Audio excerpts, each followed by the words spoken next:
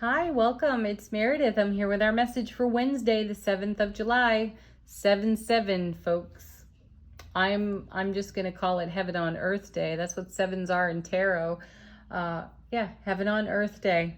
I feel a big, strong pull toward oracle cards today, so we'll be seeing a few of those. The first of which comes from this gorgeous deck, Retro Spirit Oracle Guidance Cards.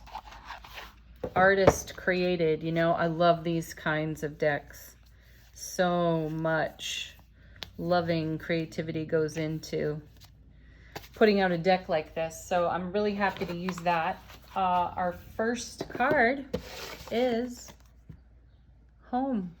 Oh, nice. I'm reminded, of course, of the Ten of Cups as I look at that card. And I feel the energy of moving. Some of us are moving, literally moving house, or making moves in the direction of greater fulfillment. Home is where the heart is too. That's coming off this card nicely. That vibration is clear as a bell. Home is where the heart is, and the question there becomes, how are you caring for the beautiful vessel that is the home of your soul? Yeah. Your broadcast, right? How are you caring for that? And is there more you could be doing right now in terms of self-care? I know the simple answer to that is always yes. It's a great question to ask, though. So home is where your heart is. Someone's moving, we're making a decision to move, or to take an action on something that's very inspiring to us. Let's take a look at our spirit animal of the day. We have, oh my goodness, my absolute favorite of all animals on the planet, elephant spirit. Learn from the past.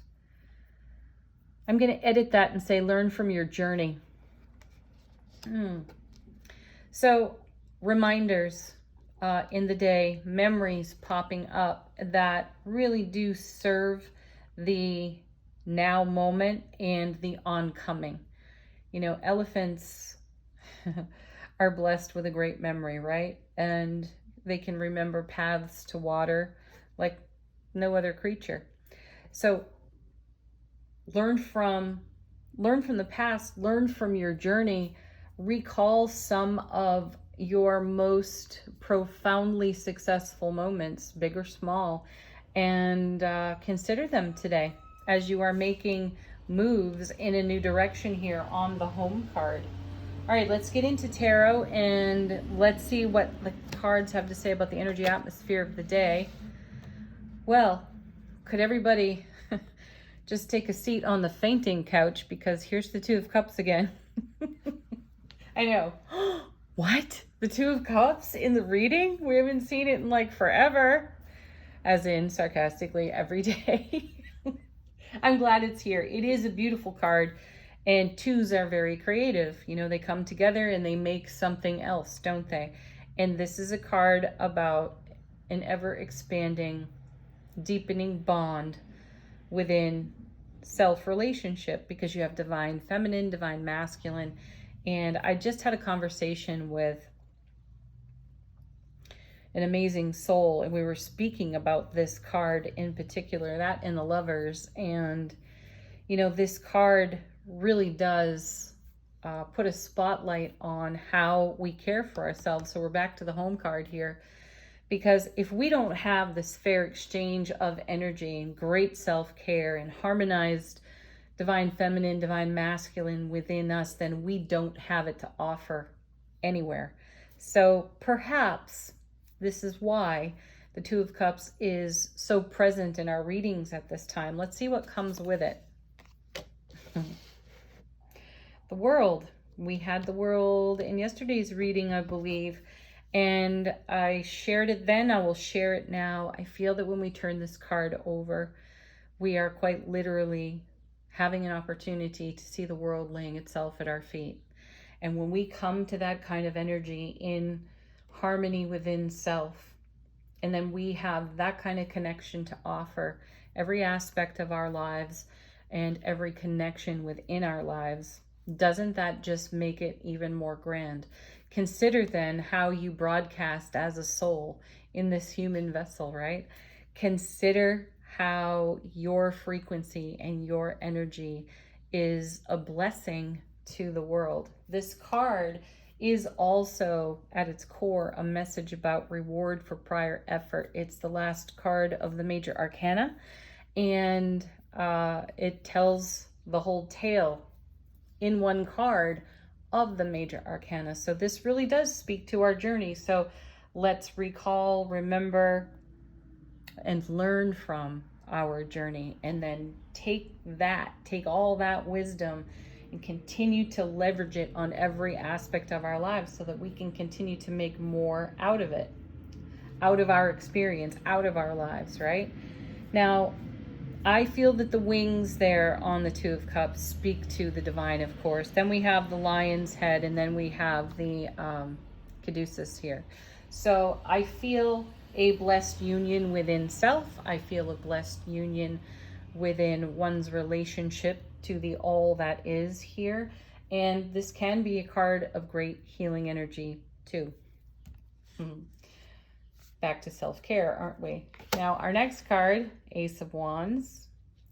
Very nice. There's fire. There's a divine and cosmic gift of passion and enthusiasm, raw joy, excitement, and it's also engaging our skills and our talents.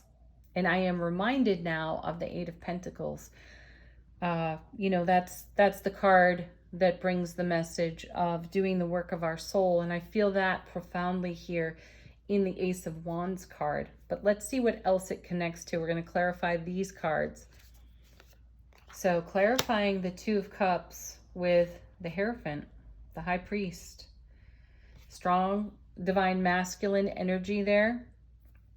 And that's where the scales may be tipping as we bring the divine feminine masculine into harmony with the self. Perhaps we need to take action and engage our dynamic masculine energy at this time. This is also a commitment and or marriage card. So it can ask us, what are we committed to? It will have us questioning at times our belief system, our programming, which is perfect. And again, that question will come along, what are you committed to? And are you doing things by rote, or are you doing things in a free and liberated way that would be fulfilling to you? So I can't ignore, that this is a marriage card in tarot, and it is with the Two of Cups. So what are we weaving together at this time? That's what marriage energies suggest here in tarot, and it can mean actual marriage. So that could be happening on your foundation, and you could be moving house. And that Ace of Wands right there could be indicative of the fulfillment of a dream, for that vision. All right, clarifying the world, we have, oh, how nice, the Hanged Man. A pause in the action. It's just the right kind of pause. It, to me, is savoring, cherishing, and enjoying what's here, what's now. And, we saw the King of Pentacles yesterday, and that his message is all about reinvesting in the oncoming, and it requires a pause in the action for enlightenment.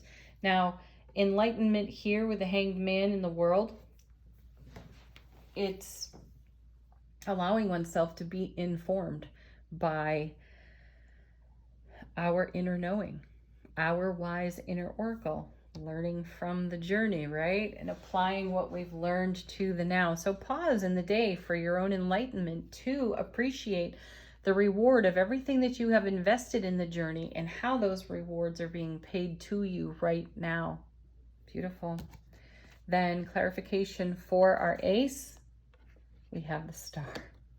Again, gosh, these cards just are so consistent and persistent, and it's a lovely thing to see because it's encouragement for us. It is positive reinforcement for us. And today, as I'm looking at the Star, I really do feel the vision that we hold within is coming to life on the foundation. We are taking action on different aspects of how we see that vision become a reality on our foundation. And the star is, it's having faith for it all, even when we don't have evidence. And one of the messages that we've consistently had recently is that we may not see that evidence, but what goes on behind the scenes is quite profound, and it's popping through the veil for us. You know it, you feel it, and we've heard it on repeat in these readings. So let's now take a look at what's in the unseen on the cards today from the bottom of the deck. Our first is Three of Wands. Beautiful, because you know this is setting down roots. This is crossing through the Two of Wands and now staking a claim, right? And I feel that moving in the direction of this home card. I'd have to say that's the priority message coming off the home card. There is something about moving and fulfilling a vision. So do consider it. The cards are certainly in favor of it. Our next is the Hermit. I can already see what's next here, so I'll just pull it out for you. Four of Wands and the Magician. Oh goodness. Coming behind the Magician is the Ten of Cups. Wow. You can see that, right? That's the crystal ball on the Nine of Cups out of yesterday's reading. You know, the heart in the third eye on the skull pointed toward that lit crystal ball. That's the vision that we see in the crystal ball. And there's the Hermit holding the lantern, more enlightenment, connecting to the Hanged Man there. So this is the vision we have. We are learning from our journey, from our path on the Three of Wands. We've stepped through the gateway, right? We hold this lantern aloft. We know that this is an adventure and it is a quest that beckons. But what is beckoning but home? Four of Wands, happiest card in tarot. Home is calling. It's at the beginning of the reading and it's now here at the end of the reading. And this is everything. The body of the reading is what's taking place in the in-between. So there's the Magician and there's the Star again. I think this is the third time they've come together in a reading, and now the Ten of Cups, which we see so frequently. Ace of Cups to the power of 10, and they are overflowing. Now, again, I'm drawn to, as I was the other day, I'm drawn to how we're looking at the backs of the people on the Ten of Pentacles. So some aspect of this home card is yet to be fulfilled, but in the process of being fulfilled. And we have faith for that. We are the magic that makes that happen. 7th of July, 7/7, heaven on earth day, right? So let's apply some of that gorgeous energy to this vision. So not all aspects have been created. Not all of it is, 100% in fulfillment or completion at this time, but the adventure is the journey there, right? And this is the vision that we are holding, and this is the vision that we are encouraged to keep in heart space. Okay, another of my favorite oracle decks happens to be the fortune reading cards. So I thought we'd shuffle one of these out. Just pick one.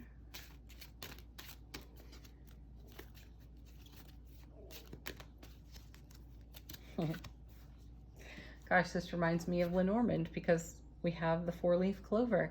This is the luck card, and you are right to be strong and optimistic about the opportunities ahead. How perfect. Yeah, I love it. Okay. Angel answers. Ask a question. Get confirmation that the angels whisper to you. First card coming out. Don't stop. Emphatically, don't stop. Okay. Oh, one of my favorites again. Communicate clearly. Also means be a great listener. Don't just sit there waiting for your turn to talk. Actually listen to what's being said. Yeah, I know we've all done the other, and that doesn't quite feel right, does it? We get so much more out of great communication. Oop. All right, one more. Meditation brings answers. This to me feels like that look for a sign card that we see a little more frequently these days. So go into meditation, moving meditation if that's what suits you. But allow yourself to be informed. in a meditative state. That's when some of the best epiphanies happen, don't you think? All right, affirmation for the day from the Super Attractor deck. My super attractor power comes from how I feel, my faith in love, and the joy I put out. You have to love that deck because it summarizes beautifully. Just like the universe has your back and the Spirit Junkie deck, same thing. They all summarize a reading beautifully. Thank you for being here, everybody. Have an amazing Wednesday. Leave some comments here on the channel. Let us know what happened on 7/7 for you. Namaste.